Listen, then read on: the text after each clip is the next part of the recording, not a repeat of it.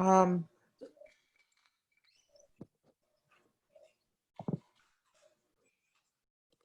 No, often I thought I'll restart it once the event starts.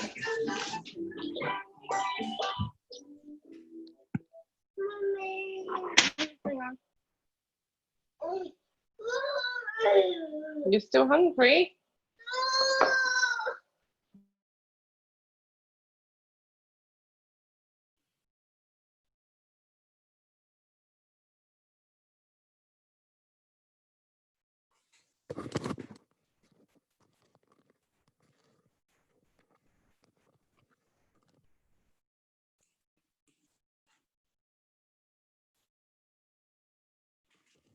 Kapil.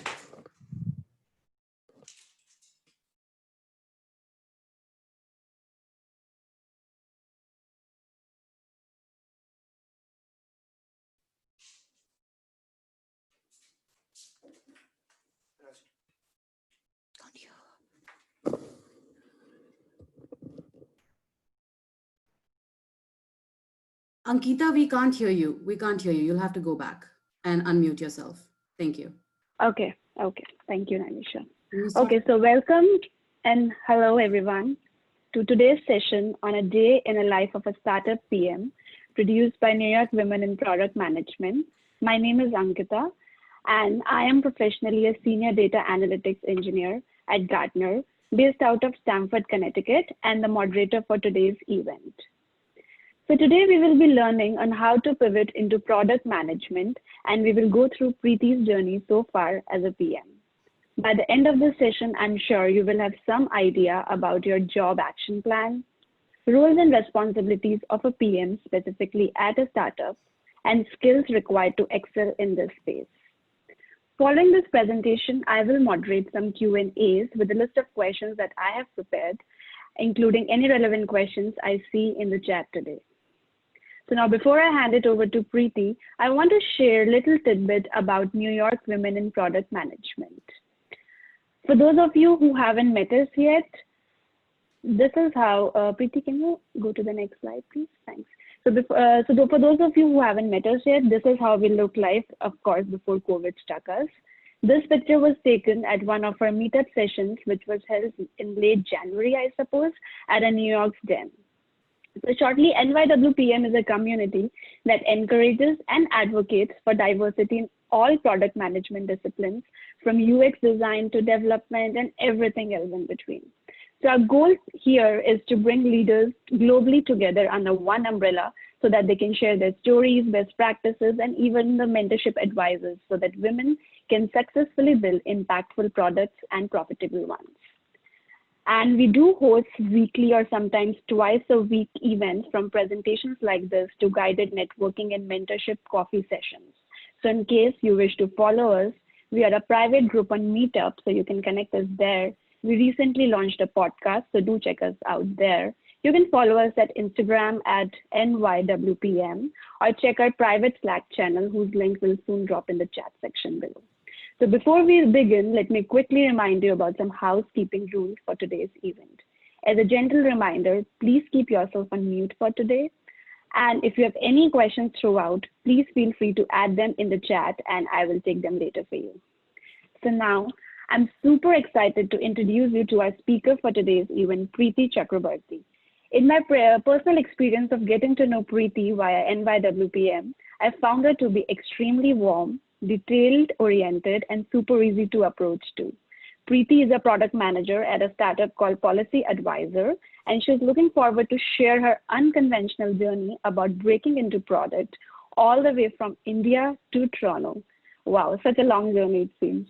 I'm sure it would be equally adventurous too. So without much ado, let's get started. Preeti, you can take it over.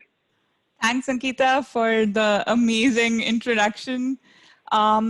So I'm going to speak about my journey from India to Toronto, and also starting from engineering to product management, from a large company to a startup.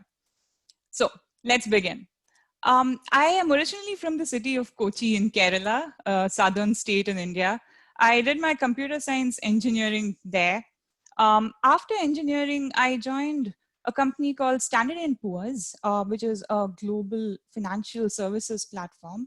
I joined their market intelligence wing in Hyderabad, and there I was a business analyst. In business analysis, I picked up the very first of my PM skills. I used to speak to end users of the Standard & Poor's platform, gather requirements from them, convert these into specs, which developers would then code. So user interviews, getting to know what their real requirements were, talking to developers, that was something that I picked up over there. I also learned to work in a collaborative, multicultural environment because we had teams that operated out of New York. We had a team in Argentina, we had a team in Hyderabad, we had a team in New Delhi. So I had to work with all of them and enable seamless analysis. So this was something that I learned over here. After that, I moved to Mumbai. I went to this school called Jamnalal Bajaj for my MBA. I did my MBA in marketing. And then I joined HDFC. So HDFC is a very large financial conglomerate. It is similar to perhaps RBC in Canada or maybe American Express in the US. I joined the life insurance division, HDFC Life. I joined as a digital marketing manager, and I specialized in digital customer acquisition, that is performance marketing across various channels like PPC, email marketing, social media, programmatic, and many others. I was in HDFC for 4 years, started out in digital marketing, and over the course of the 4 years, my role gradually expanded into a more of a product management related role. I started taking on additional responsibilities. Instead of only being responsible for the customer acquisition portion, I was responsible for tech fixes, for incremental improvements. I was responsible for talking to developers, for talking to different teams, compliance, legal, marketing, offline marketing, brand, working with them. In my last year there, I had taken over a couple of small products. One of them was cardiac care, which was a product specifically for heart care insurance. The other one was cancer care, which was a product for cancer insurance. So I was looking after the entire product lifecycle and not just the marketing part or the customer acquisition part. So my journey to product management started here. Now, I was very happy in HDFC Life. I'd been there for a long time. Left to myself, I would have probably spent a couple of more years there, but life happened. I got married and then I moved to Toronto, Canada, and I was a new immigrant. I knew nothing. I had to start my job search from scratch. That was a big deal for me. So I moved to Toronto in May 2018 and started looking out for a job, started my job search afresh. Finally, in November 2018, I joined PolicyAdvisor, which is also a digital insurance brokerage. It's very similar to PolicyBazaar in India and Policy Genius in the US. I joined as a product manager. Now I look after the PolicyAdvisor platform where we aggregate products from around 20 different insurers. So let's look at this journey a little bit more in detail. What did I do once I arrived in Canada? I was lucky in the sense that my husband was already here, so I did not have to go through some of the difficulties that a typical new immigrant would face. I did not have to worry about finding a place to live, where I would get my groceries, how to commute. All of these things were taken care of, but I had not prepared for the job search. I struggled quite a bit. I applied to a lot of companies online. I did not realize that I could not expect to get a call back just by applying online, because what I've seen in India is you can go to a monster.com, you can go to a naukri.com, you can look at a job description. If it suits you and you apply, you can expect to get a call and you can expect to land a job that way. But it did not work that way here. My husband tried to warn me about it, but at first I was very determined to try my own way. And finally, I realized that I had to go out and network. I had to meet people. I had to find out more about the job market here. And that was the journey which led me to finally land my job. Now, let's look at the roadmap for your next job search. So this is what I wish I had done when I was job searching. So when you're moving to a new country, or perhaps Even if you're moving within your own country to a new domain or to a new area, how do you figure out how to go about your job search? You need to have a very systematic method to go about it. If now let's look at the case of somebody who's coming to Canada from India or anywhere else. This is what I wish I had known or I had done. So I'd like to share this advice with you. The first thing that I think anybody should do is a lot of research. You need to front load your research. Figure out whether the job titles that you are currently looking at in your home country, do they exist in Canada? Or do they exist where you're planning on moving? For example, if you're an affiliate marketing manager, does that job title exist by itself in Canada? Or do you need to be a marketing manager who specializes in affiliate, who specializes in, who knows how to do content, who knows how to do brand? You need to do that amount of research. Secondly, what are the kinds of companies that you're going to target? What are the kinds of domains that you're going to target? Let's say you've been working in consumer packaged goods. Is that a big industry in the new country? Are there going to be a lot of job opportunities? Let's say you've been working in automobile finance. Does that exist in your new country as a standalone unit? You need to look at the state of the industry as well. How is hiring happening? Are there a lot of open positions? How is the state of the industry in general? The second thing you need to do is you need to upskill yourself. Find out, go on LinkedIn, look at people who have the positions or job titles that you would like. What are the courses that they've done? What are the certifications that they have? Now, not specifically to product management, but in general, if you see that people have the AWS developer certification, go and get that. The third part is the most important part, the resume and interviewing part. Now, to do this, you need to prepare. You need to get your resume done in the new format, in the format of the country where you're moving to. You need to do a lot of mock interviews. You need to be sure you have certain parts of your interview pitch prepared. If somebody comes and asks you, tell me about yourself, that is something that you need to prepare for in advance, and you need to have it ready. When I say ready, I don't mean rehearsed. You don't need to memorize it, but you shouldn't be making it up on the spot. The next step is networking, and this is critical. This is something that I wish I had started doing the very first month I moved to Canada. You need to reach out to people, use your existing networks. You've gone to an undergraduate college. You have probably done your master's. Are there people from these colleges in Canada? What are they doing? Reach out to them, speak to them.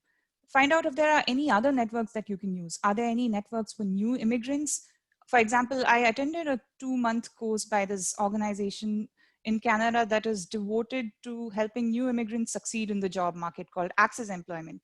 They led me to a job fair from where I got my first interview. Unfortunately, it didn't work out, but I got the interview through them and I got a network through them. Reach out to other networks that you have. If your spouse is working, take their help. If you have any close friends here, take their help.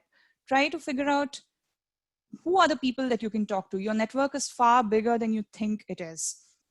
Finally, the actual part of applying. If you've front-loaded your work, if you've done everything else, this part is trivial. You're going to understand that 80 to 90% of the job postings that you see online are going to get filled through employee referrals. And if you've networked successfully, you may even get job postings which were never posted in the first place. Those jobs were not revealed to be present anywhere. Speaking about this, I'd like to share how I got my job in PolicyAdvisor. I reached out to the CEO. He happened to be an alumnus of my college in Mumbai. I reached out to him just to know more about Canada and the work culture here, how hiring was happening. I did not reach out to him with the intention of asking for a job in his company, but it so happened that I had worked in digital insurance. He was planning to look for a product manager. He had not advertised the position anywhere. He hadn't spoken to recruiters or spoken to anybody else about it. But it so happened that our conversation led to an interview. I did an interview with the other founder. I did a case study, and then I got a job. So I found my job solely through this process, and I would encourage anybody who's moving to a new country to go through it. Now, let's look at product management in a startup in more detail.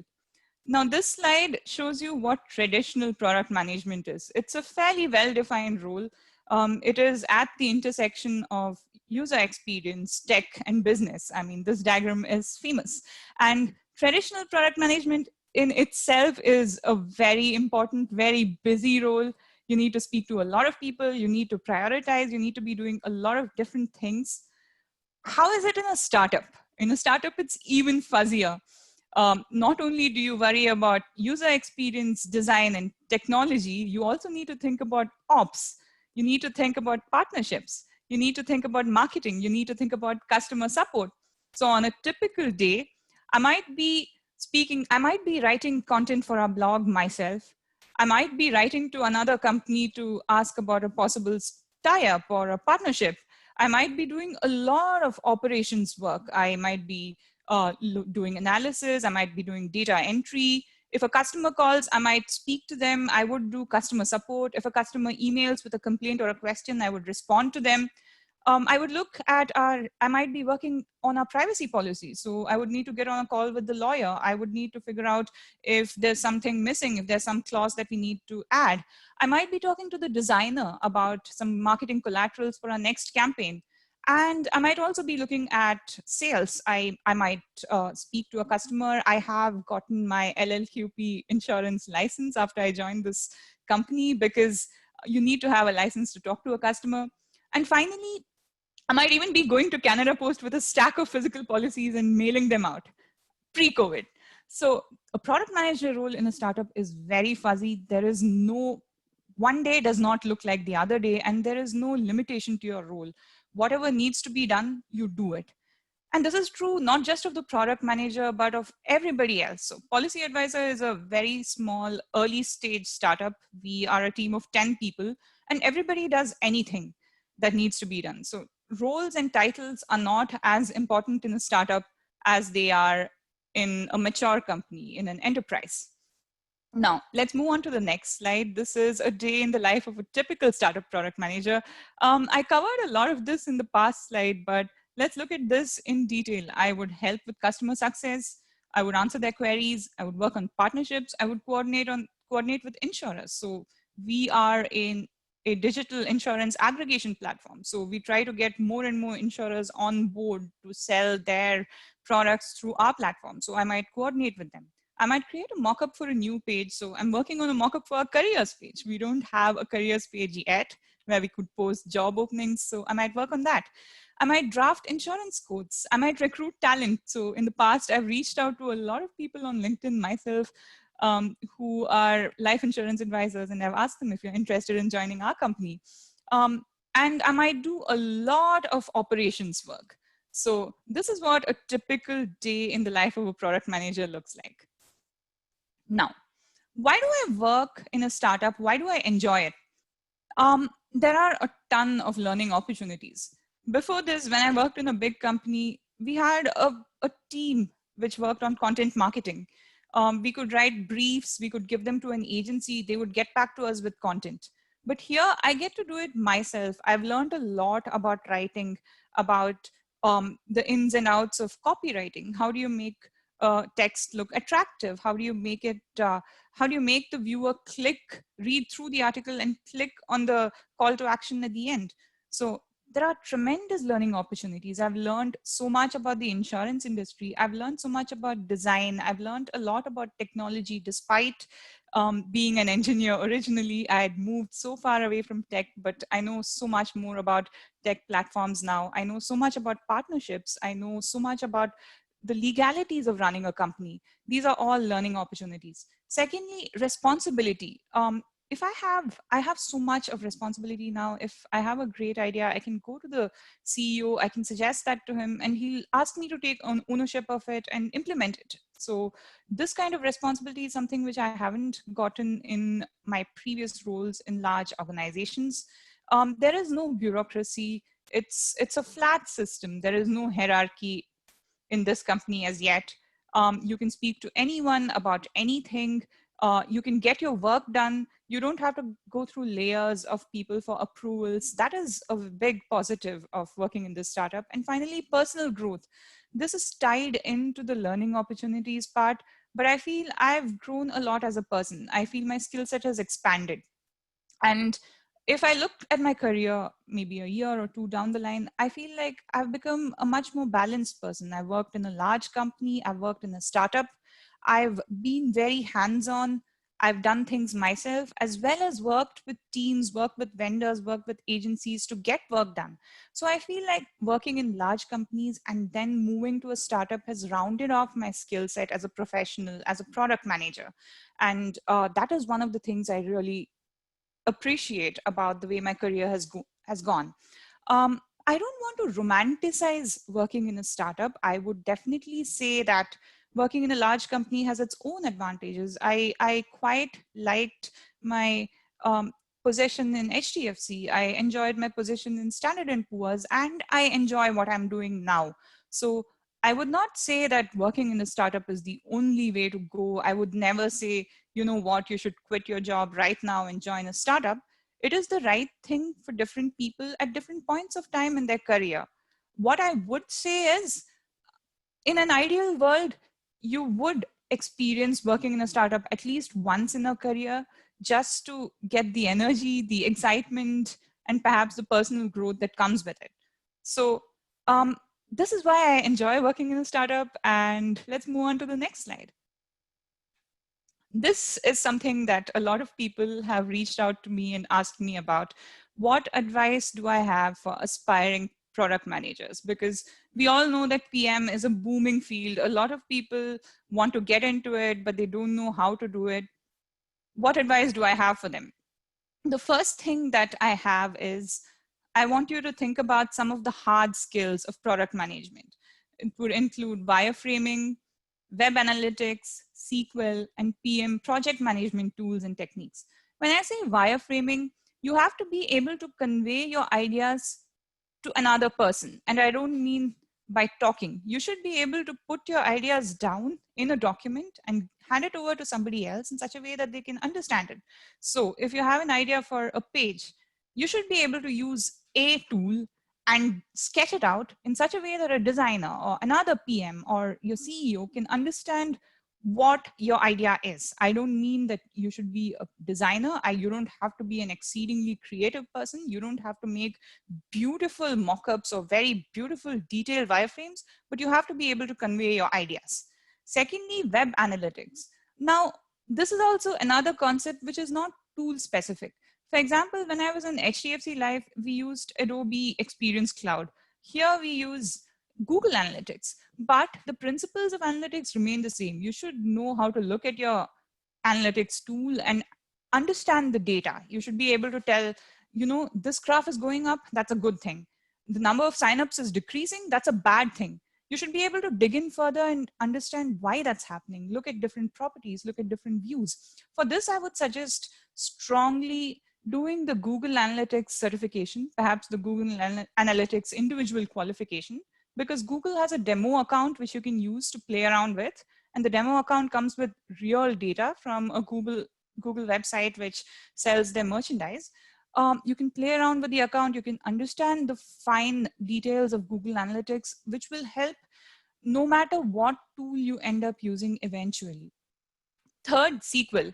Now, this is not something that I use in my day-to-day work in my role in PolicyAdvisor, but it's used extensively in the industry. I used it when I was in Standard & Poor's, and it helps you to not depend on somebody else to get data access. Now, if you go to a developer and ask them to pull data out for you, they will do it. But why do you want to depend on them for something so fundamental as taking out data? And SQL is very logic driven. If you learn it for a couple of weeks, if you practice on some data sets, you will get it. Finally, project management tools and techniques. The whole world has heard of Jira. It's used in huge companies everywhere. Currently, we use Zoho for both our project management and CRM, customer relationship management needs. But the principles are similar. Once again, I would encourage anybody to know about how project management tools work, what are tickets, how do you create one, what are workflows, how do you keep track of different aspects of a product, of a project, is everything happening on time?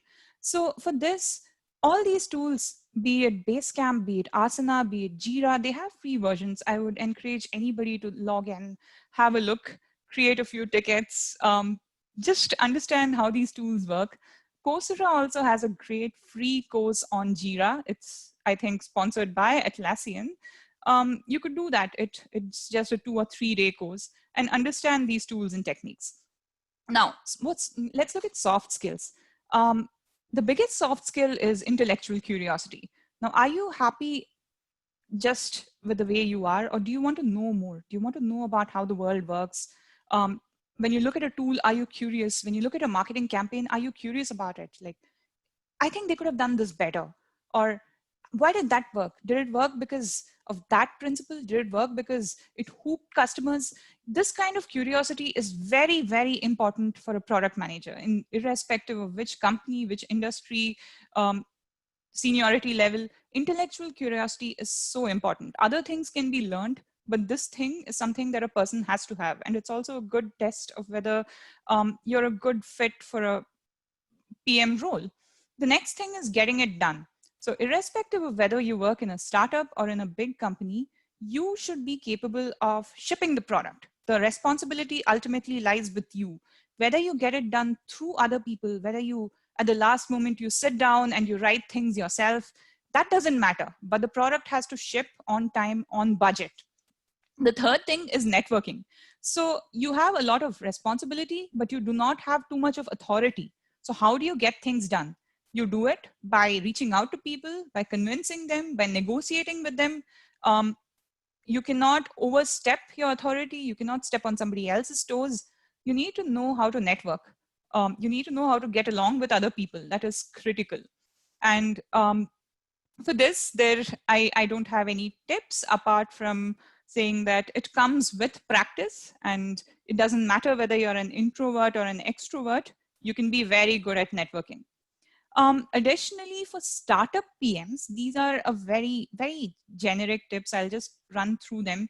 You need to be prepared.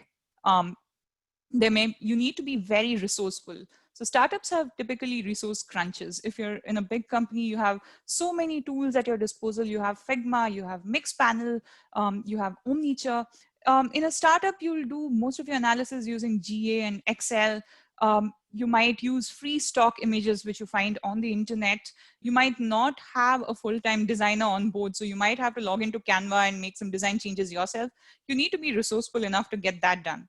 Thirdly, clear communication. You don't have a hierarchy, but because you can directly approach people and ask them to do something for you or ask them for information, you have to be very clear and concise. You cannot expect them to just get it or understand what you're talking about. You have to be very clear. And finally, most important, getting your hands dirty. You have to be ready to do whatever it takes. You cannot expect that there is a specialized person who will do it for you. Whatever needs to be done, if you need to go to the post office and post something, just do it. Just be ready to do it. So that is something which is very important for a startup PM. Now, there are a few other resources, a few other things that I wanted to talk about. Ankita and Naimisha encouraged me to talk about it as well. One thing is books. Now, these are just a collection of resources that I think product managers may or may not find useful. The first thing is reading. I personally am trying to read more nonfiction books this year, more product management related books, and I would encourage you all to do the same. Being a well-read person helps in so many aspects of life, not just product management. It gives you so many things to talk about. If you go to a networking event and you meet someone, you can bond with them over, say, Inspired by Marty Kagan, or, hey, I read that book. I read that Bad Blood, that book about Theranos. It gives you so many things to talk about in interviews. It gives you so many things to think about when you do your daily work. You know, you can think about, hey, I read that the other day. Should I do that? So not just books, but also blogs, newsletters, all of this comes under reading. The next thing is a PM project. If you don't have any product management related experience, I would still encourage you to go ahead and do a side project. Now, this doesn't mean that you launch an app or a website. It can also just mean that you become really active on Twitter. You build a huge Twitter following. You have 10,000 people following you on Twitter, and you post your takes on what's happening in the world of product, your takes on what's happening in marketing. Maybe you saw an interesting product while you were scrolling through Product Hunt, and you post that on Twitter and you explain why you think it could be better, or why you think it's a great product. It could be a blog where you write about, technology or politics or culture. So I would say a project could be anything outside your day-to-day work which shows your skills or your brand. The very last resource that I want to talk about is boot camps and certifications. I am ambivalent about product management boot camps. I personally have not attended one. I did consider attending one, but after COVID started, I couldn't justify the cost or justify to myself doing an entirely online boot camp. I am entirely self-taught as a product manager. I've so far not attended any courses. I do hear that there are a couple of really good courses on Coursera. I might consider doing one of those just to formalize or level up my own PM skills. Recently, I was talking to a seasoned product manager, and she mentioned that she had done a course through this organization called Open Classrooms, a 1 year long master's in PM that she did along with her job, and it was helpful. But personally, I am very ambivalent about going to an online boot camp. I would suggest waiting till COVID is over, or if your organization has a training budget, then I would say go for it by all means. And otherwise, I would suggest perhaps waiting for it to be taken offline again, because I don't know if the mentality or the environment of a boot camp can be fully implemented in a purely online mode, especially when you pay at $3,000, $4,000 for that. The very last thing I want to talk about is product management certifications. I did a Scrum certification very recently, but I did it after I worked as a product manager in HDFC and after I moved to Canada and got my current PM role. However, my Scrum certification was fun for me. I spent a week studying for it. I realized that there was a lot more to Scrum than I thought. And I just took the exam and got it. So I think certifications are a great idea. I don't see why not. The scrum.org certification, you prepare for it for a couple of weeks, you take the online exam, and the certification is valid forever. So why not? I think that's a good investment. It's a good signifier that you know Scrum, that you're serious about PM. It will never be the one thing that causes you to get a job. It will also never be the one thing that causes you to lose a job because you don't have a certification. It's just a useful signifier.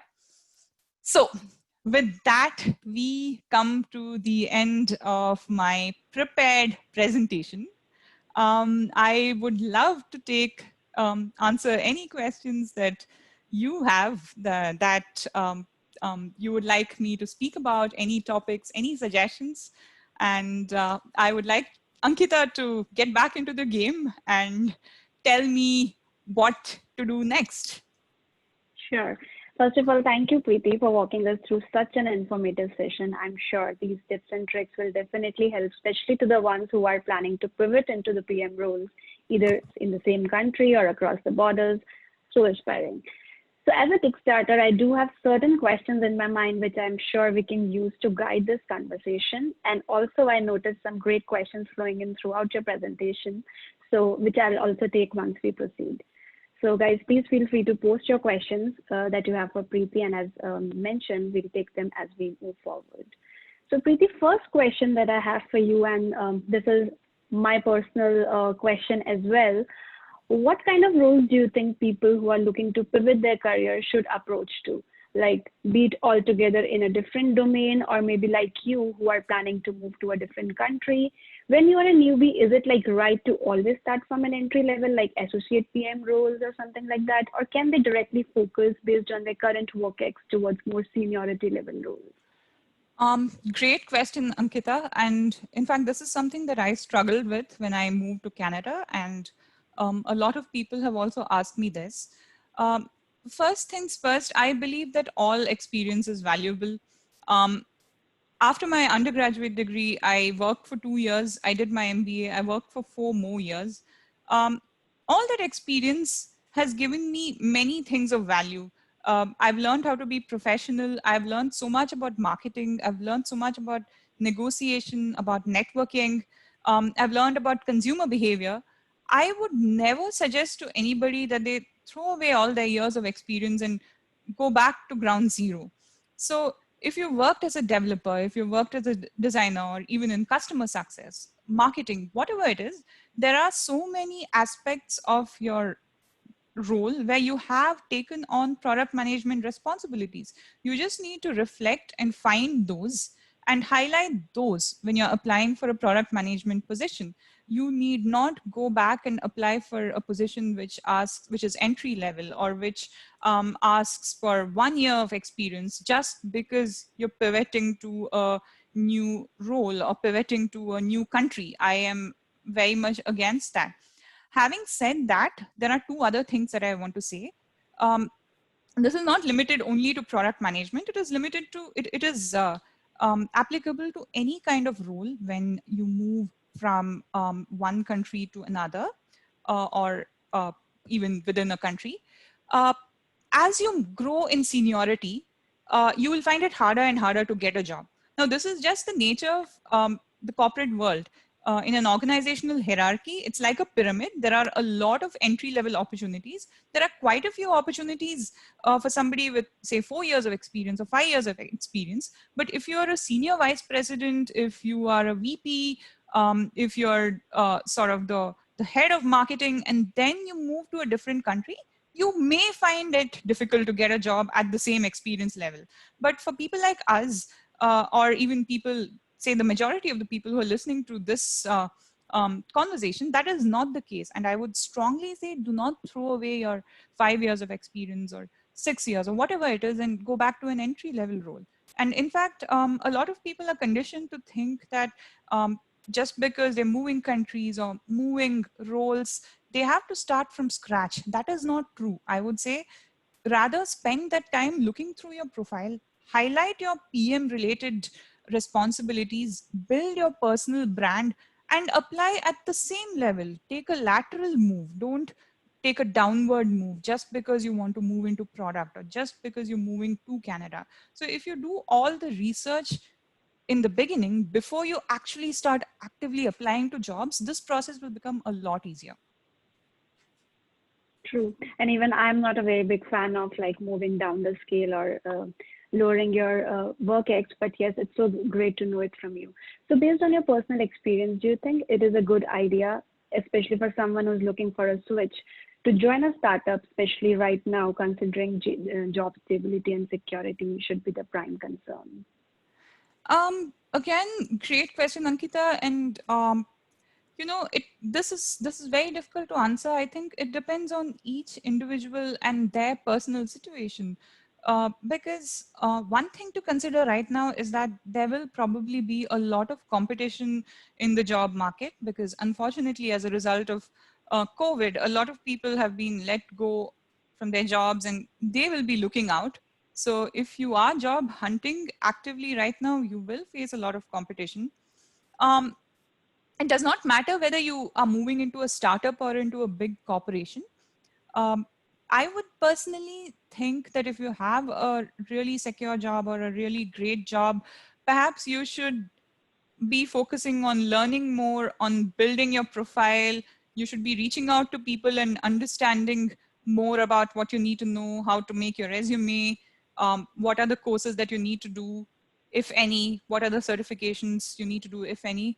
And then once you've gotten a better handle of the market, or you understand the market conditions better, or perhaps if hiring opens up, which I firmly believe it will, I think things will eventually get back to normal or even better, as they have after previous recessions. I think that would probably be the best time to actively job hunt. I don't know if job hunting now would be the best thing to do, because personally I hear that there aren't too many hiring opportunities, and there are a lot of people who've unfortunately been let go and are looking really seriously for a job. So that is my personal opinion.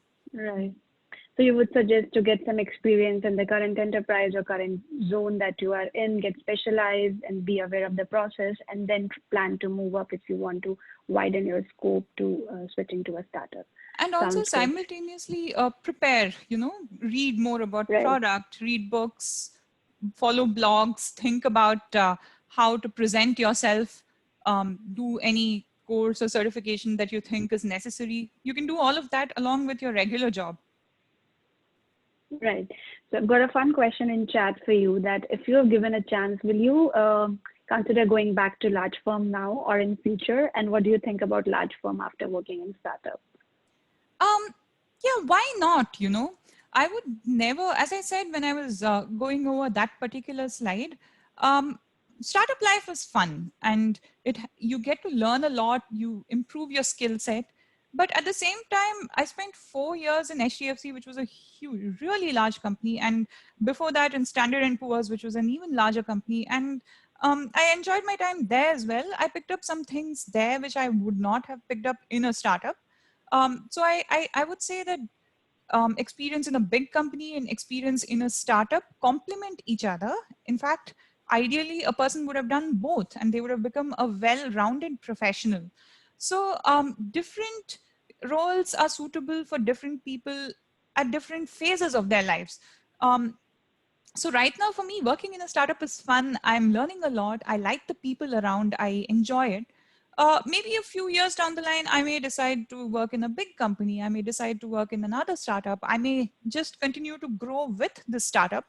I haven't planned I don't have a 5-year or 10-year plan, though people strongly suggest that you do, but I haven't done it for myself. So why not? Never say never. Right. And so like in your experiences now, you have worked both the places, India as well as Canada. So how do you think how open is the Canadian tech market, especially when it comes to life insurance industries or to the technical job positions? And how do you compare it back with India?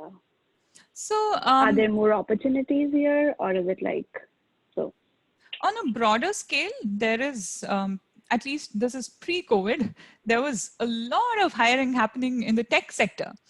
However, the hiring was predominantly for developers, I think full stack developers, AWS developers, so on, and to a lesser extent for product managers.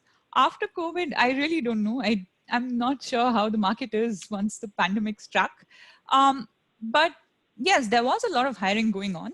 Secondly, compared to India, of course, in absolute numbers, India would win any day because, if you look at Bangalore, Hyderabad, Delhi, all these Pune, all these big tech hubs, there's always tons of hiring going on, and all the major product companies, Google, Facebook, Amazon, they all have research and development hubs in India as well. So they do hire research engineers and not just backend engineers or DevOps engineers.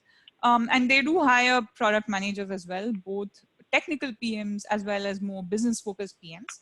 And it was the case in Canada too. So the market was it was very open before the pandemic, in fact. After COVID, nobody knows. So, yeah, it's just that hard times. Hopefully, we'll sail through it soon. So I also noticed in your presentation, you mentioned that you moved from being a business analyst to a PM, and you also have both engineering as well as an MBA degree.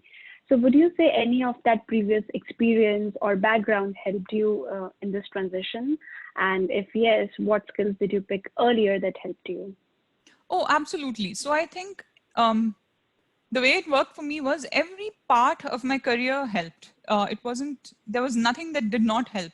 So when I was in engineering, I picked up tech skills. I knew development. I knew the difference between, say, a database and a server, or what is a platform, how to look at software architecture. Then I moved to S&P, where I was a business analyst, and business analyst is a very, very broad term.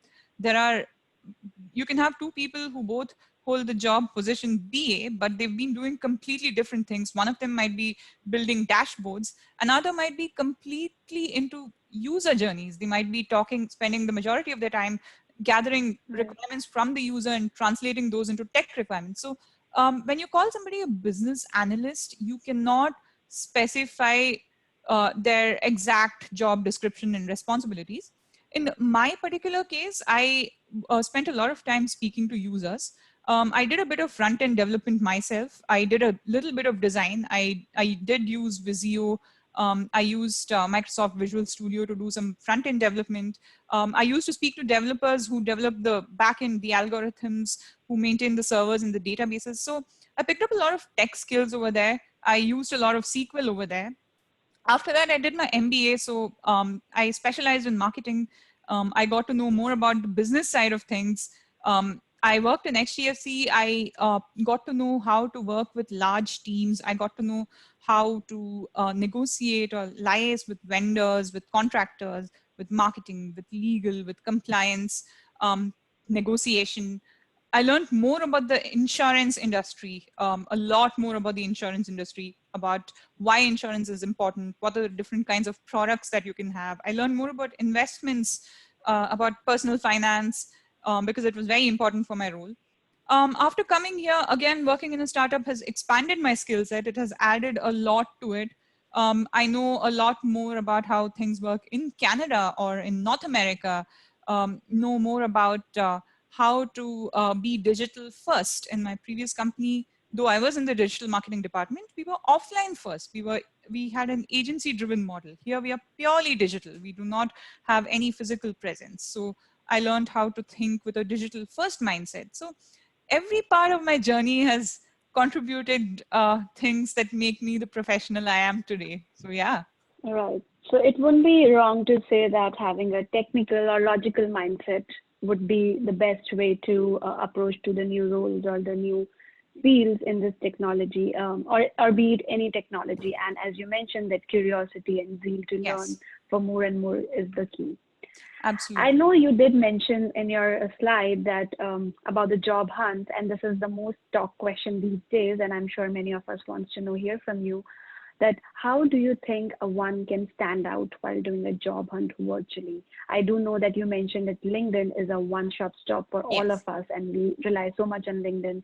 But how do you think we can shine out from the rest in terms of job search, especially during this time when everything is virtual?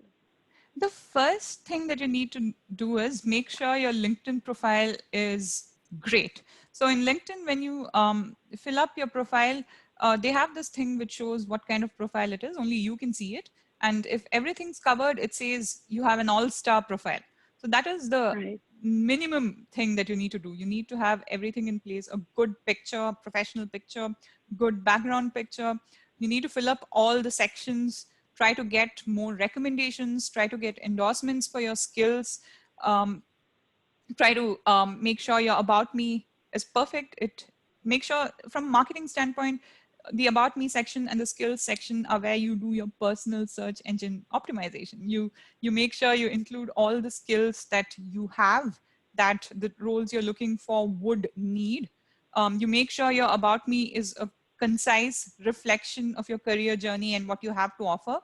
You make sure when you're speaking about your different positions, make sure to highlight your achievements. What have you done? Oh, I managed a team of 5 people. I managed to increase revenue by 20% by doing X, Y, Z thing. So all of this is the first step. The second step is to be more active on LinkedIn. Reach out to people who have the role that you would like to see yourself in. Send them invites with a nice customized message. Ask them for a virtual coffee chat. Speak to them, understand from them what you need to do to get there, and then do it. Don't just speak to them and leave it at that. And be active in forums, be active in groups. If you see a nice post, if you see a person who's posting a lot of valuable content, follow them and engage with them. If you've come across something on the internet that you think your professional network can benefit from, you post it yourself. You'll be creating value for others. So the second step is to be active on LinkedIn. And here it's very important to not be disheartened, because I think you should think, if you're a marketer, you should look at the funnel concept. So the funnel concept is applicable in so many areas of life, and it is applicable to LinkedIn as well. If you reach out to say 100 people, perhaps 50% of them will get back to you. And out of those 50, Right. maybe 25 will agree for a virtual coffee chat. You speak to them. Out of those 25, maybe 12 people will be really impressed by you. And they may just say, hey, you know what? We are actually hiring right now. Are you interested? Do you want to apply? And then you tell them, yeah, I would love to apply. Would you be willing to refer me? And then they say yes. And out of those referrals, maybe you get 3 interview calls, and then finally you get into one job. So don't get disheartened. This process, I think, would definitely take time. It took me quite a few months to find my first job after arriving in Canada, and keep at it. Keep doing what you're Right. doing every day. That's so true. And you mentioned that working in a startup is not like a typical PM role that is there Yes. in any mid-level company.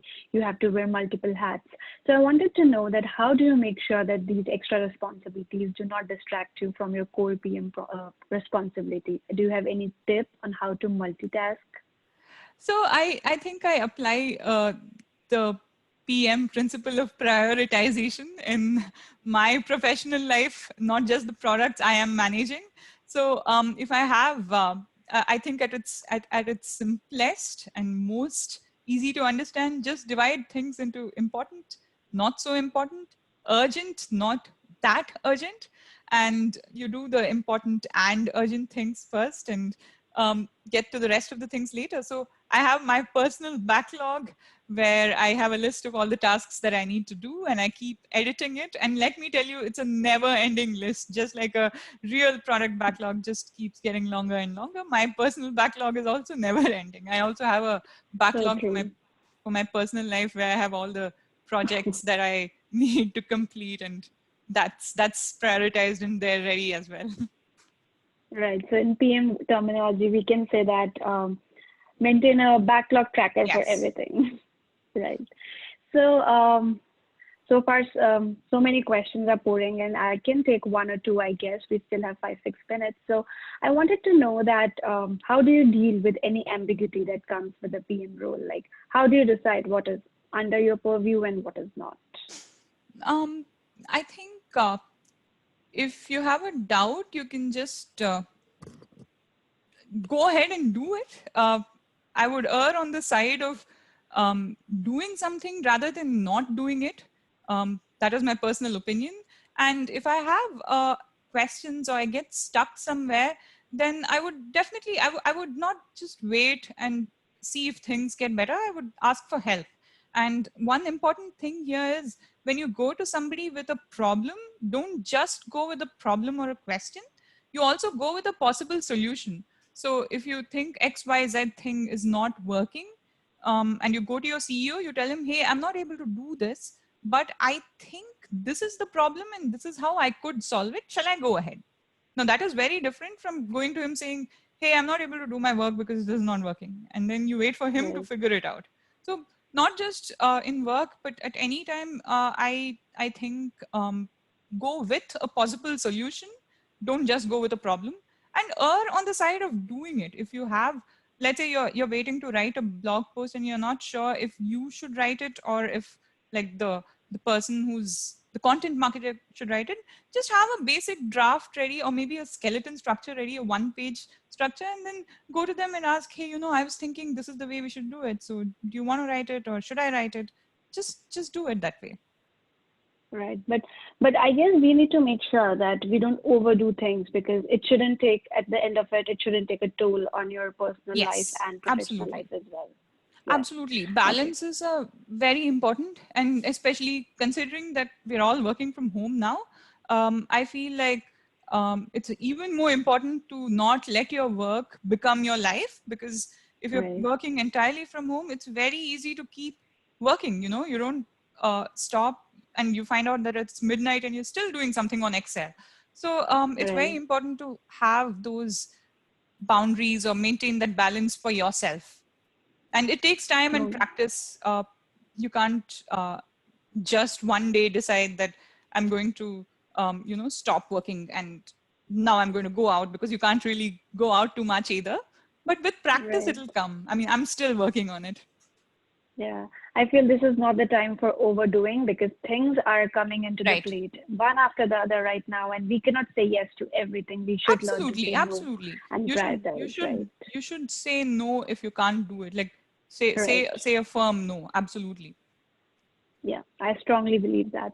So, so lastly, I want to ask you that what approach do you think a PM should take or consider when understanding product market fit for enterprise B2B or a consumer-facing product that you work on currently? Wow, that's a very, very specific question. So I'll speak more about the consumer market, B2C, because that's where I work currently. Specifically in the insurance industry, the industry in Canada was very archaic. The major insurers had huge customer bases, but they were and they still are dependent on their offline agent base. They are not, they have not gone digital. This is in stark contrast to India, actually, because if you see in India, you have a PolicyAdvisor, you have a CoverFox, which is huge. And all the insurers, if you go to HDFC Life's own website, we have our own custom buying journey as well. You can go ahead, you can make the payment online, or you can go through an aggregator. That is not the case with Canada. If you go to a major insurer's website, you probably won't be able to purchase anything online. They'll refer you to an agent.